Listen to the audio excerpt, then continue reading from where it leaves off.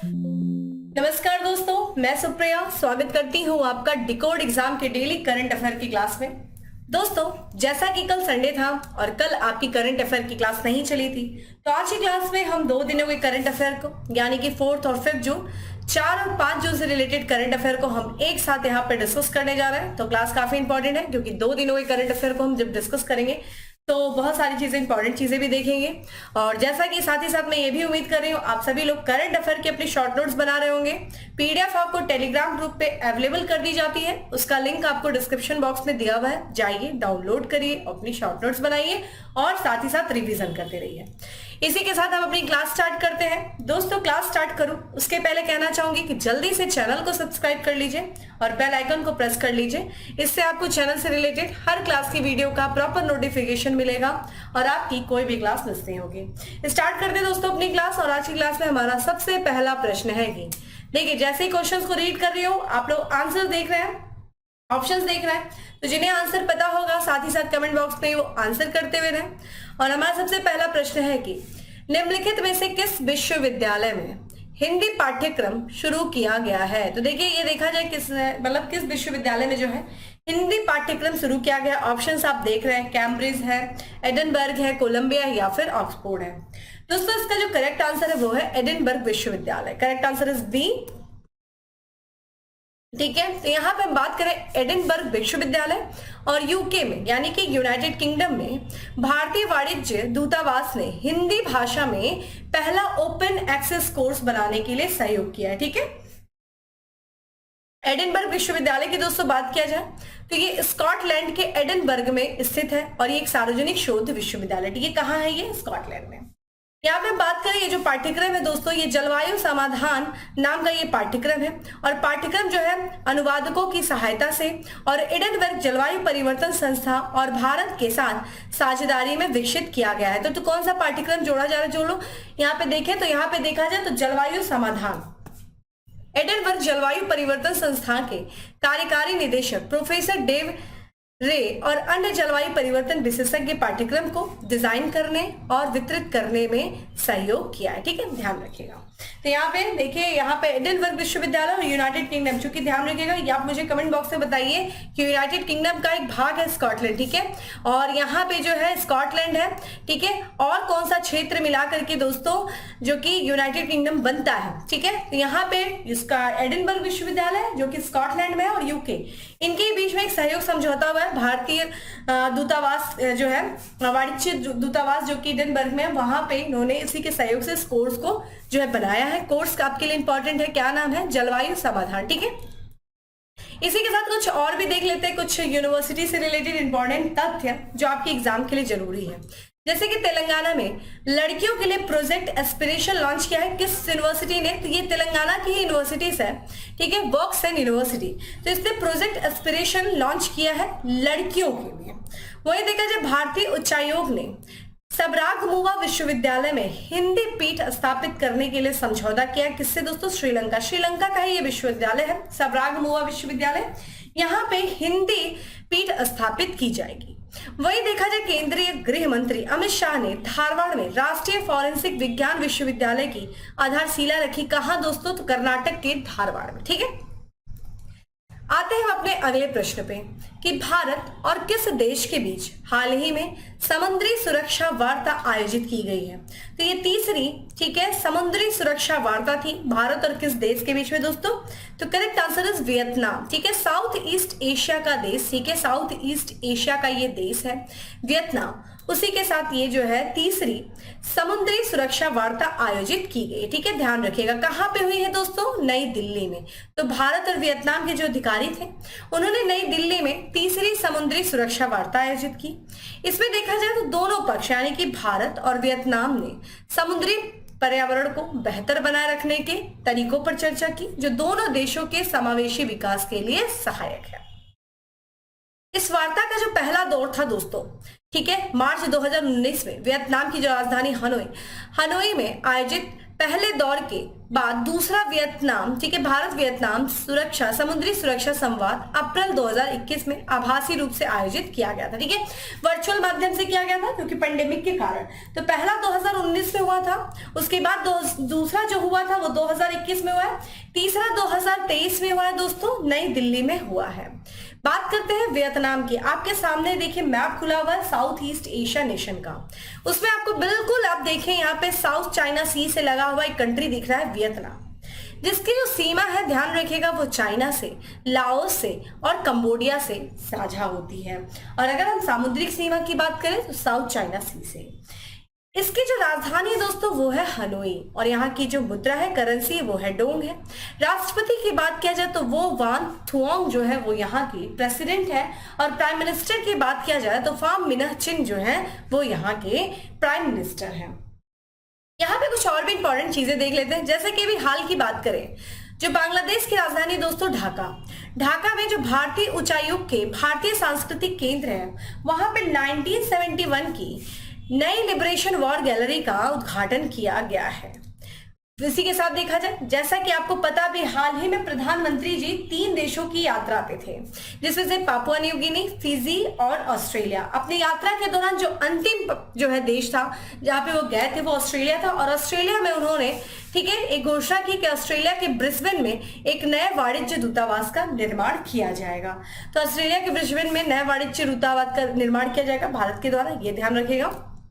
इसी के साथ हम बात करते हैं अगले प्रश्न की कि निम्न में से किस देश में राष्ट्रीय पाषाण सप्ताह आयोजित किया जा रहा है। तो राष्ट्रीय पाषाण सप्ताह किस देश में आयोजित किया जा रहा है, ऑप्शंस आप देख रहे हैं दोस्तों, और इसका करेक्ट आंसर क्या है, श्रीलंका, ठीक है। तो श्रीलंका की बात करें दोस्तों, वहां पे राष्ट्रीय पाषाण सप्ताह जो है आयोजित किया जा रहा है और ये सप्ताह दोस्तों 31 मई से शुरू हुआ है जो कि 6 जून तक आयोजित किया जाएगा, यानी कि इस सप्ताह राष्ट्रीय पाषाण सप्ताह का कल अंतिम दिन है।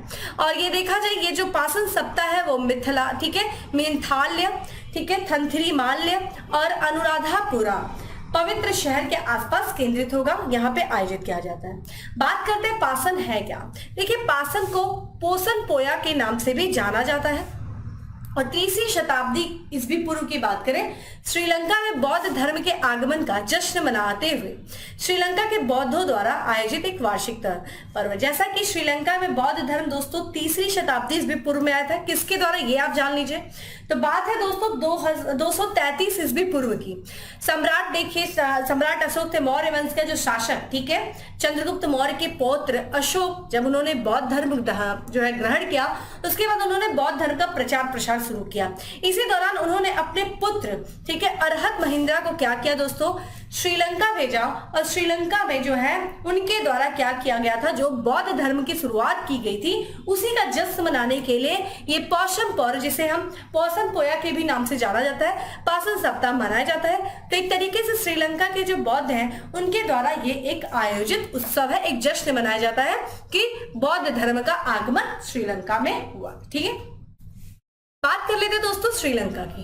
देखिए श्रीलंका की, जैसा कि आपको पता है भारत के, ठीक है, इधर आपको देखने को मिल जाएगा, ठीक है, साउथ ईस्ट में आपको देखने को मिलेगा जो है यहाँ पे बिल्कुल कॉर्नर में आप देख सकते हैं। यहाँ पे ये देखिए जो श्रीलंका है, ठीक है, जिसको देखा जाए पाक स्टेट गल्फ ऑफ मन्नार के बीच में यहाँ पे स्थित है, आप देख सकते हैं। और यहाँ देखिए श्रीलंका देखिए जिसकी 2 राजधानी है, कोलंबो जो कि इसकी व्यापारिक राजधानी है और श्री जयवर्धनपुरा कोटे जो कि इसकी प्रशासनिक राजधानी। ये देख सकते हैं यहाँ पे आपको कोलंबो दिखाई दे रहा है।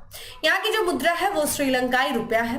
प्रधानमंत्री की बात करें तो दिनेश गुणवर्धने हैं और यहाँ माफ करिएगा दिनेश गुणवर्धने होगा। और यहाँ की हम बात करें दोस्तों, यहाँ के जो राष्ट्रपति हैं वो रानिल विक्रमासिंघे है, ठीक है। अब बात करते हैं दोस्तों हम अपने अगले प्रश्न की। अगले प्रश्न की दोस्तों बात किया जाए तो अगला प्रश्न है कि चीन ने कितने अंतरिक्ष यात्रियों को तियांगोंग अंतरिक्ष स्टेशन भेजा है, ठीक है। तियांगोंग अंतरिक्ष स्टेशन कितने अंतरिक्ष यात्रियों को भेजा गया है चीन के द्वारा, ऑप्शंस आप देख रहे हैं और इसका जो करेक्ट आंसर है वो है डी, ठीक है।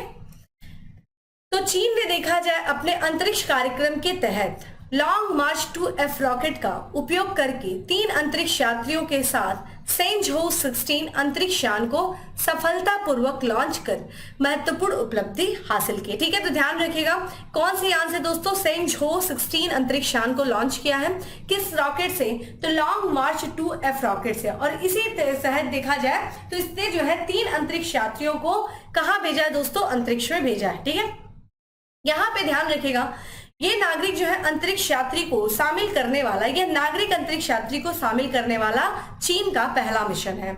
इसके पहले देखा जाए तो जैसा कि चीन का प्रयास है उसका नाम संयुक्त राज्य अमेरिका और रूस के साथ जोड़ा जाए, और इसी महत्वाकांक्षा के साथ जो है चीन ने अपने सैन्य संचालित अंतरिक्ष कार्यक्रम में अरबों का निवेश किया है।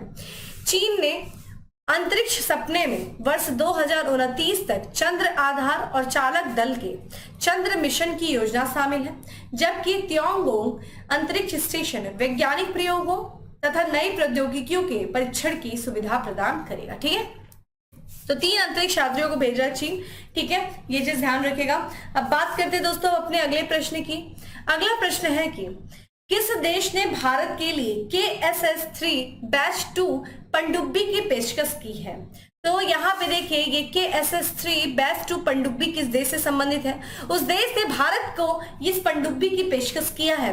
तो यहाँ पे जो करेक्ट आंसर हो जाता है वो है दक्षिण कोरिया, यानी कि साउथ कोरिया। तो यहाँ पे भी हाल की बात किया जाए दोस्तों तो दक्षिण कोरिया ने भारत को अपनी उन्नत KSS-3 बैच 2 पनडुब्बी प्रदान करने के लिए एक विशेष प्रस्ताव की पेशकश किया है। और जैसा कि आपको पता है भारत जो है जर्मनी के, ठीक है, जर्मनी भारत की जो पनडुब्बी अधिग्रहण कार्यक्रम है जिसका नाम है प्रोजेक्ट 75I, ये पूरा होने वाला है। और इसी प्रोजेक्ट 75I के तहत जैसा कि 6 पनडुब्बियों का निर्माण हो रहा है, ठीक है, शामिल किया गया, उसी के तहत जो है ये समाप्त, अब चूंकि ये कार्यक्रम पूरा होने वाला है और इसी के बाद जो है यह प्रस्ताव दक्षिण कोरिया के द्वारा आया है। KSS-3 की बात किया जाए तो ये दक्षिण कोरिया, ठीक है, द्वारा निर्मित अब तक का सबसे बड़ा ये पनडुब्बी है और ये 2 चरणों में विकसित किया जा रहा है, बैच 1 और बैच 3। ठीक है, यह कोरियाई हमला पनडुब्बी कार्यक्रम का हिस्सा है और देश की नौसैनिक क्षमताओं में महत्वपूर्ण प्रगति का यह प्रतिनिधित्व करता है। तो KSS-3 बैच 2 पनडुब्बी किसके द्वारा दोस्तों प्रदान किया गया है, ये पेशकश की गई है भारत को, तो दक्षिण कोरिया से। ठीक है, आते हैं अपने अगले प्रश्न पे। अगला प्रश्न है कि किस देश के वैज्ञानिकों ने बृहस्पति से 13 गुना बड़े एलियन ग्रह की खोज किया है? तो बृहस्पति से जो है 13 गुना बड़ा ये एलियन ग्रह है जिसकी खोज की गई दोस्तों किस देश के वैज्ञानिकों के द्वारा, ये किया गया है दोस्तों भारत के। ठीक है, इसलिए इंपॉर्टेंट हो जाता है भारत के वैज्ञानिकों के द्वारा। तो यहाँ पे देखा जाए जो फिजिकल रिसर्च लेबोरेटरी है दोस्तों, उसके जो प्रोफेसर है अभिजीत चक्रवर्ती, उनके नेतृत्व में वैज्ञानिकों की एक टीम ने एक एलियन ग्रह की खोज की है। और ये जो एलियन ग्रह है दोस्तों, ठीक है, जो कि बृहस्पति से 13 गुना बड़ा है। इस ग्रह की जो इसे जो है एक ग्रह के रूप में पहचाना गया और उसको जो नामित किया गया, यानी कि जो उसका नाम है वो आपसे पूछा जा सकता है TOI 4603, ठीक है, जिसे हम SD 245134 के रूप में भी नामित किया गया। ठीक है, ये नाम आपसे पूछा जा सकता है। यहाँ पे बात करें तो जो फिजिकल रिसर्च लेबोरेटरी है उसके वैज्ञानिकों के द्वारा ये जो है पहचाना गया तीसरा एक्सोप्लैनेट है। ठीक है, तीसरा जो है एलियन ग्रह है और ये अध्ययन के निष्कर्ष जो है वो खगोल विज्ञान और खगोल भौतिकी लेटर जर्नल में प्रकाशित हुए थे। नए खोजे ग्रह का जो द्रव्यमान है दोस्तों वो 14 ग्राम सेंटीमीटर क्यूबिक है और इसका जो है परिक्रमा करता है, ये जो ग्रह है ये TOI 4603 या फिर हम कह सकते हैं SD 245134 नाम के तारे की परिक्रमा करता है। यहाँ पे भारत, ठीक है, भारत हो गया, जर्मनी के वैज्ञानिक, स्विट्जरलैंड और संयुक्त राज्य अमेरिका, इन 4 देशों के जो वैज्ञानिक हैं, इन वैज्ञानिकों ने ग्रह के जो है द्रव्यमान का निर्धारण करने के लिए माउंट आबू जो कि राजस्थान में है, माउंट आबू का जो सबसे ऊंचा शिखर है दोस्तों, क्या नाम है उसका, गुरु शिखर। तो ये जो माउंट आबू के गुरु शिखर वेधशाला में PRN उन्नत रेडियल वेग अबू स्काई रिसर्च स्पेक्ट्रोग्राफ, जिसे पारस कहते हैं, पारस का उपयोग कर रहे हैं। तो इस जो नए खोजे गए एलियन ग्रह के द्रव्यमान का निर्धारण करने के लिए भारत, जर्मनी, स्विट्जरलैंड और संयुक्त राज्य अमेरिका के जो वैज्ञानिक है वो जो माउंट आबू के गुरु शिखर वेधशाला में जो पारस है उसका उपयोग किया जा रहा है। यहाँ पे ये भी इंफॉर्मेशन आपके लिए उतनी ही इंपॉर्टेंट है, काफी अच्छा ये फैक्ट है अपने आप में। ठीक है, तो ये चीज ध्यान रखिएगा। इस एक्सोप्लैनेट का नाम आपको पता होना चाहिए क्या है, ये भी पूछा जा सकता है कि अभी हाल ही में खोजा गया बृहस्पति से 13 गुना बड़ा जो एलियन ग्रह है उसका नाम क्या है। तो ये भी इस तरीके से प्रश्न आपसे पूछे जा सकते हैं। ठीक है, आते हैं दोस्तों हम अपने अगले प्रश्न पे, लेकिन उसके पहले ये भी देख लेते हैं कुछ और भी तथ्य दिया है इस ग्रह के बारे में। ये ग्रह जो है 731 जो है पृथ्वी से 731 प्रकाश वर्ष दूर है और ये प्रत्येक 7.24 दिनों में एक बार अपने तारे की परिक्रमा करता है और इसका अगर हम तापमान की बात करें तो 1396 डिग्री सेल्सियस है। ठीक है, ये इसका तापमान है। आते हैं दोस्तों हम अपने अगले प्रश्न पे। हाल ही में चर्चा में रहा सखालिन वन परियोजना किस देश से संबंधित है। ठीक है, तो यहाँ पे हम बात करें दोस्तों जो सखालिन परियोजना है ये किस देश से संबंधित है जो हाल फिलहाल में चर्चा में रहा है। तो इसका जो करेक्ट आंसर है वो है सी, रूस। ठीक है, रूस से। आते दोस्तों यहाँ पे बात करते हैं सखालिन जो है परियोजना ये रूस से संबंधित है, चूंकि रूस का ये जगह है सखालिन। ठीक है, वहां पे ये गैस, ठीक है, तेल और गैस अन्वेषण परियोजना है। ठीक है, तो ये परियोजना की बात किया जाए दोस्तों सखालिन वन परियोजना जो कि एक तेल और गैस अन्वेषण और उत्पादन परियोजना है और ये रूस में जो सखालिन द्वीप है उसके उत्तर पूर्वी तट पर ये स्थित है। आप यहाँ पे देख सकते हैं, ये देखिए सखालिन है, ये रूस है और यहाँ पे आपको सखालिन दिख रहा है। ठीक है, ये जो है परियोजना ये रूस के ऊर्जा क्षेत्र में सबसे बड़े विदेशी प्रत्यक्ष निवेश यानी कि एफडीआई में से ये एक है। इसके बारे में हम चर्चा क्यों कर रहे हैं दोस्तों, तो ध्यान रखिएगा हाल ही में जो तेल और प्राकृतिक गैस निगम की जो सहायक कंपनी है दोस्तों जिसका नाम है ONGC, oil and natural gas, ठीक है, कॉर्पोरेशन, विदेश ने ये सूचना दी है कि रूस में सखालिन वन परियोजना से तेल उत्पादन शून्य से लगभग 2 लाख बैरल प्रतिदिन के उच्च स्तर पर वापस आ गया है। ठीक है, तो आ गया है वापस और ये सूचना जो दी गई ONGC विदेश में, तो ये ध्यान रखिएगा ONGC विदेश की जो 50% की हिस्सेदारी है इस परियोजना में, सखालिन वन परियोजना में, जिस कारण से ये परियोजना अपने आप में काफी ज्यादा ये महत्वपूर्ण है। तो ये जो है तेल और गैस अन्वेषण उत्पादन परियोजना है सखालिन वन परियोजना, जो कि सखालिन द्वीप, आपसे मैं ये भी पूछ सकता है कि सखालिन द्वीप जो हाल फिलहाल में चर्चा में था ये किस देश से है, तो ये रूस में ही है। यहाँ पे तेल और गैस अन्वेषण उत्पादन परियोजना जो चलाई जा रही है सखालिन वन के ही नाम से। ठीक है, जिसमें 20% जो स्टेक है वो ध्यान रखिएगा वो ONGC विदेश का भी। ठीक है, आते हैं दोस्तों अगले प्रश्न पे और अगला प्रश्न है हमारा कि निम्न में से किस संस्था ने भारत के लिए एक नई कंट्री पार्टनरशिप स्ट्रेटेजी शुरू किया है। ठीक है, नई कंट्री पार्टनरशिप स्ट्रेटेजी शुरू किया गया है वो ADB यानी कि एशियन डेवलपमेंट बैंक के द्वारा शुरू किया गया है। ठीक है, तो यहाँ पे हम बात करें दोस्तों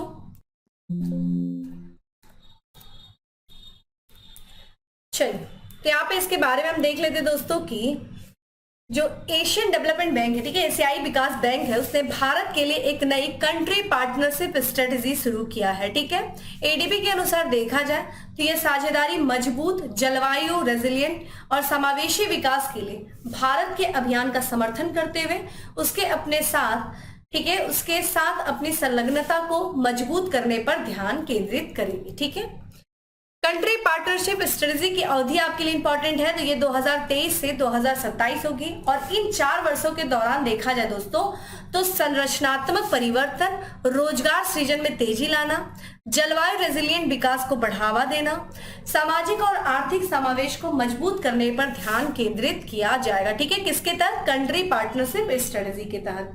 इसी स्ट्रेटेजी के तहत दोस्तों जो नेट जीरो कार्बन उत्सर्जन प्राप्त करने के लिए मजबूत नीतियों, योजनाओं और संस्थाओं की ओर वित्त पोषण और विशेषज्ञता को प्रसारित करा जाएगा। ठीक है, तो ये जो एशियाई विकास बैंक है उसने भारत के लिए न्यू कंट्री पार्टनरशिप स्ट्रेटेजी शुरू किया है। आइए ADB के बारे में देख लेते हैं दोस्तों।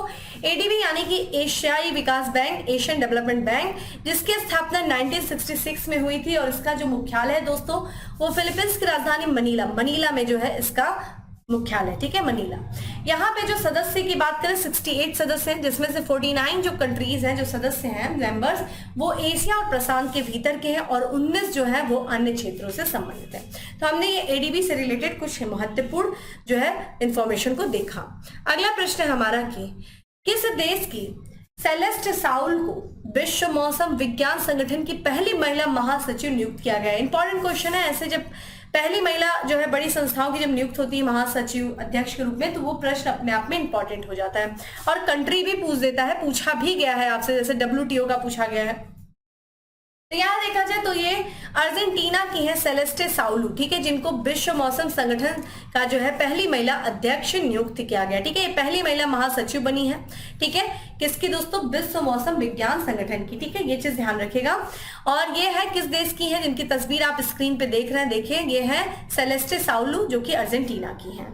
ये जो डिसीजन लिया गया है दोस्तों, ये स्विट्जरलैंड के जेनेवा में संयुक्त राष्ट्र जलवायु और मौसम एजेंसी की कांग्रेस में भारी मतों के जीत के साथ जो है लिया गया, इनके पक्ष में वोट मिले।